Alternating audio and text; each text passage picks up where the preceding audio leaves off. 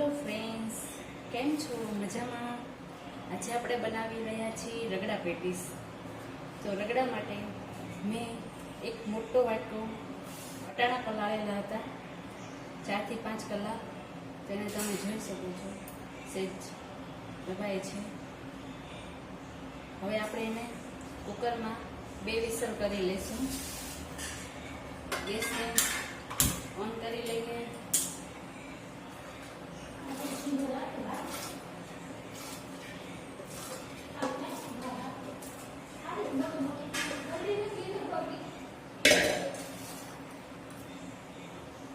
એમાં મીઠું નાખી દઈએ.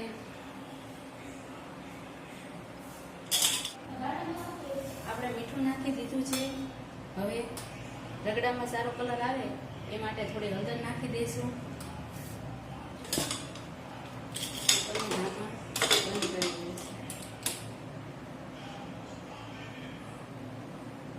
આપણે 2 વિસલ કરી દઈશું. આ વટાણાને 2 વિસલ થઈ ગઈ છે. હવે આપણે જોઈ લઈએ. વટાણા બફાઈ ગયા છે. તમે જોઈ શકો છો, સરસ વટાણા બફાઈ ગયા છે અને પીળો સરસ કલર આવી ગયો છે. હવે આપણે રગડાનો વઘાર કરી લઈએ. તેલ ગરમ થઈ ગયું છે. એમાં આપણે હિંગ નાખીશું, આદુ નાખીશું, મરચાં નાખીશું,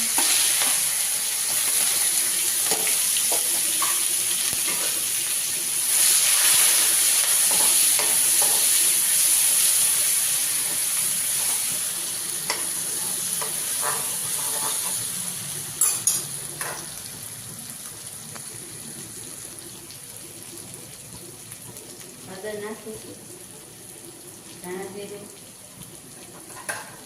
મીઠું આપણે વટાણા બાફતી વખતે નાખ્યું હતું એટલે આપણે મીડિયમ નાખીશું. મસાલા પાવડર, મરી પાવડર, ગરમ મસાલો,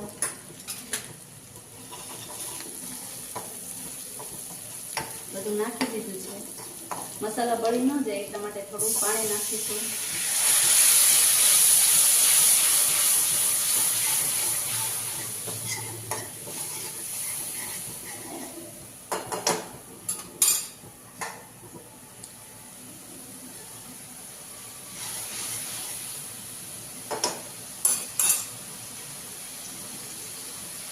આપણે આ વટાણા બાફેલા નાખી દઈશું.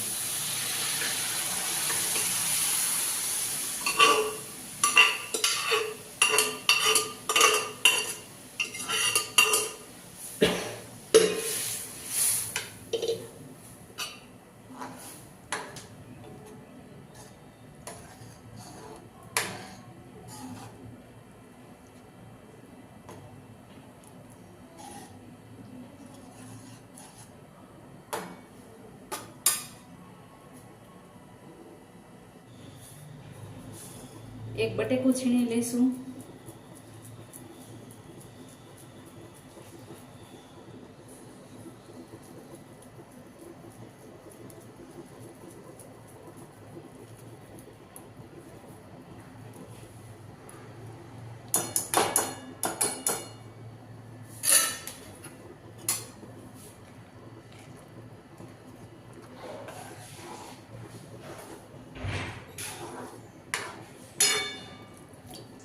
થોડું પાણી નાખીને આપણે 5 થી 10 મિનિટ ઉકળવા દઈશું.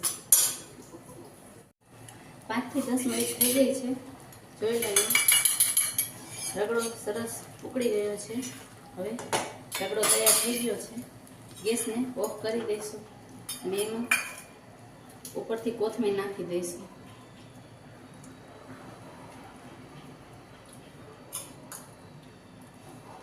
જોઈ શકો છો, રગડો સરસ તૈયાર છે. હવે આપણે પેટીસ માટે માવો તૈયાર કરી લઈશું. આપણે આ રગડો થઈ ગયો છે.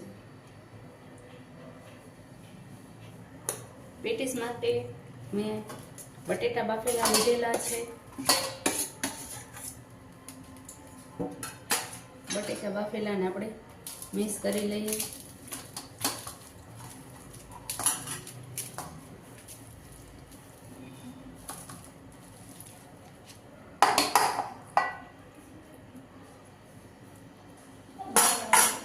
એમાં આદુ મરચાંની પેસ્ટ નાખીશું, ધાણા જીરું પાવડર, હળદર પાવડર, મીઠું સ્વાદ અનુસાર, મરચું પાવડર, કોથમીર નાખીશું, ગરમ મસાલા પાવડર,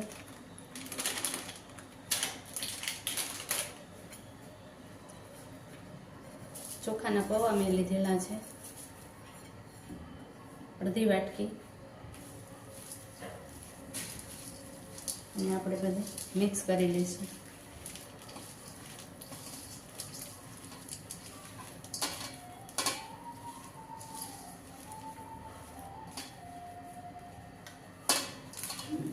આપણે આ પેટીસ કરી લીધી છે.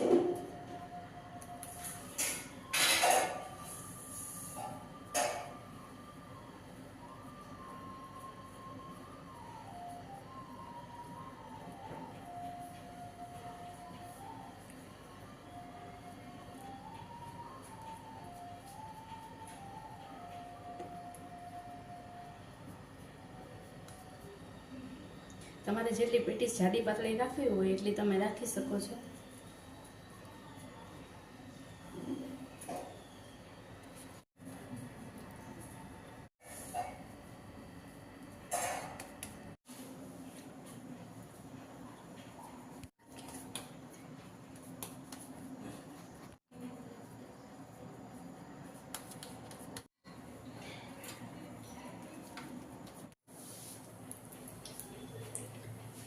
તેલ આવી ગયું છે. હવે આપણે પેટીસને ફ્રાય કરી લઈએ.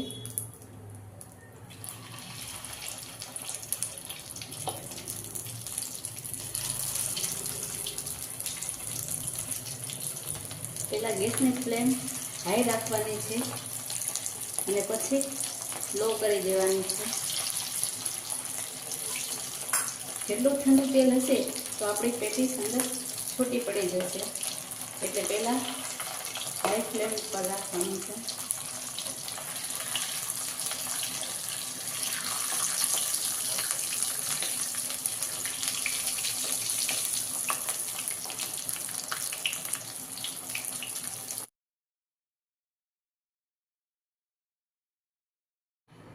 રગડા પેટીસ તૈયાર થઈ ગઈ છે. હવે એક પ્લેટમાં આપણે રગડો લઈ લીધો છે, આપણે સર્વ કરીશું. ડુંગળી નાખી દઈશું, ટમેટા નાખી દઈશું, દાડમ, સેવ, આમે કોથમીર મરચાંની ચટણી બનાવી છે.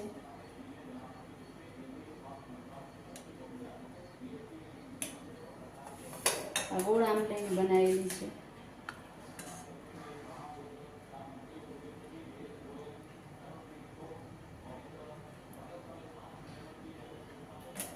અને આ આપણી પેટીસ.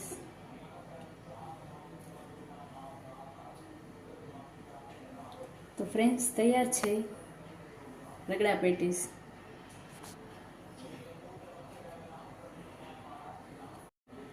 તમને જો આ રેસીપી પસંદ આવી હોય તો કોમેન્ટ બોક્સમાં જરૂરથી જણાવજો.